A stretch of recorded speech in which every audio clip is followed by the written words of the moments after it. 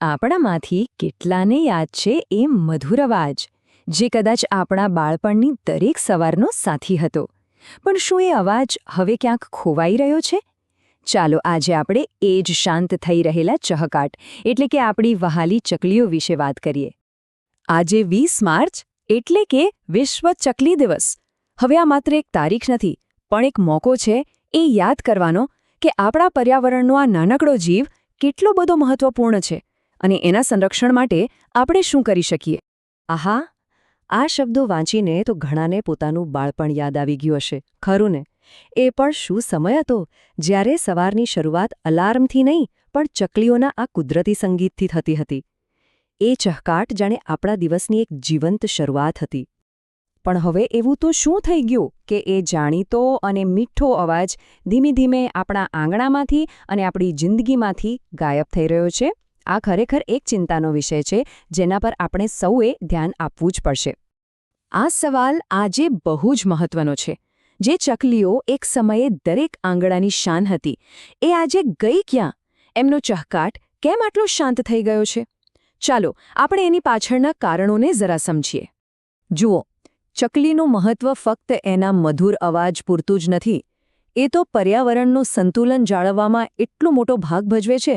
નાના જીવજંતુઓ અને પાકને નુકસાન કરતા કીડાઓને ખાઈને એ કુદરતી રીતે ખેતીને મદદ કરે છે. એટલે કે ચકલીનું હોવું આપણા પર્યાવરણ માટે અને આપણા માટે પણ બહુ જરૂરી છે. તો સવાલ પાછો એ જ છે કે આટલું મહત્વનું પક્ષી, એની સંખ્યા આખરે ઘટી કેમ રહી છે? ચાલો એના મુખ્ય કારણો પર એક નજર નાખીએ. આની પાછળ છે ને મુખ્યત્વે 3 કારણો જવાબદાર છે. પહેલું, શહેરોમાં જે મોબાઈલ ટાવર્સનું ઝાડું ફેલાઈ રહ્યું છે, એમાંથી નીકળતું રેડિયેશન. આ રેડિયેશન પક્ષીઓની દિશા શોધવાની કુદરતી શક્તિને જ નુકસાન પહોંચાડે છે. બીજું, જે રીતે શહેરો મોટા થઈ રહ્યા છે અને ઝાડ કપાઈ રહ્યા છે, એના લીધે ચકલીઓ પોતાનો ખોરાક અને કુદરતી આશરો બધું જ ગુમાવી રહી છે. અને ત્રીજું કારણ છે આપણા આધુનિક મકાનો. એકદમ સપાટ દિવાલો અને કાચની બારીઓમાં તેમને માળો બનાવવા માટે બિચારાને જગ્યા જ ક્યાંથી મળે? પણ નિરાશ થવાની જરાય જરૂર નથી. હા, પરિસ્થિતિ ગંભીર છે, પણ હજી પણ ઘણું બધું આપણા હાથમાં છે. હવે આપણે એવા ઉપાયો પર ધ્યાન આપીશું જે આપણે સૌ પોતપોતાના સ્તરે કરી શકીએ છીએ અને આ નાનકડા જીવને બચાવવામાં મદદ કરી શકીએ છીએ. તો સવાલ એ છે કે આ પરિસ્થિતિને બદલવા માટે આપણું યોગદાન શું હોઈ શકે? અને જવાબ સાચું કહું તો બહુ જ સરળ છે. આના માટે કોઈ મોટા પ્રયત્નોની જરૂર નથી, પણ નાના અને સાચા દિલથી કરેલા પ્રયાસો પણ મોટો ફરક લાવી શકે છે. અહીંયા 3 એકદમ સરળ પગલાં છે.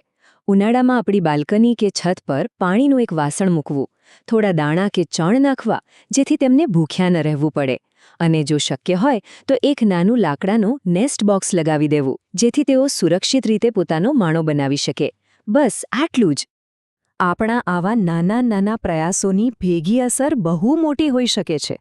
જરા વિચારો, જો દરેક ઘરમાં આવા નાના પગલાં લેવામાં આવે તો કદાચ ફરી એકવાર એ મધુર ચહકાટ આપણા આંગણામાં ગુંજી ઉઠશે. તો ચાલો આ વિશ્વ ચકલી દિવસે આપણે સૌ સાથે મળીને એક નાનો પણ મક્કમ સંકલ્પ કરીએ. એક એવો સંકલ્પ જે ફક્ત શબ્દોમાં જ નહીં પણ આપણા કામમાં પણ દેખાય. હંમેશા યાદ રાખીએ, ચકલી બચાવો, પ્રકૃતિ બચાવો. કારણ કે ચકલીને બચાવવાનો અર્થ ફક્ત એક પક્ષીને બચાવવાનો નથી, પણ પ્રકૃતિના સમગ્ર સંતુલનને જાળવવાનો છે. હવે સવાલ એ છે કે શું આપણે એ ખોયાયેલો મધુર અવાજ આપણી આવનારી પેઢીને ભેટમાં આપી શકીશું? આ વિચાર સાથે ધન્યવાદ.